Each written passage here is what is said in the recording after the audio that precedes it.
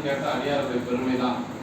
அவைப்பாட்டி சொல்றாங்க இல்லைங்களா, பெரிது பெரிது புவனம் பெரிது போனமோ நான்முகன் படைப்பு, நான்முகனோ கரியமால் உண்ணிய முதித்தவன், கரியமாலோ அலைகடல் துயின்றோன், அலைகடலோ குறுமுனியின் கையில் அடக்கம், குறுமுனியோ கலசத்தில் பிறந்தோன், கலசமோ பூயின் ஒரு துளி மண், பூயோ அரவனுக்கு ஒருதலை பாரம், அரவமோ உமையவன் சிறுவரன் மோதிரம், உமையம்மையோ இறைவனுள் அடக்க ஒடுக்கம், இறைவனோ தொண்டர்தம் உள்ளத்தில் ஒடுக்கம், தொண்டர்தம் பெருமையோ சொல்லவும் பெரிதோ.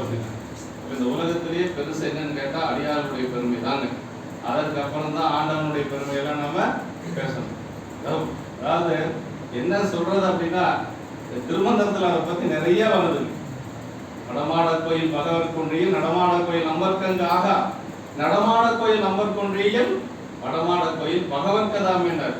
அப்படின்னா நீங்க வடமாட கோயில்னா கோயில் சிவபெருமான், படம்னா திரைச்சீலை, திரைச்சீலைக்குள்ள இருக்கக்கூடிய சாமி. நடமாடும் கோயில்னா அடியாரு. நீங்க படம்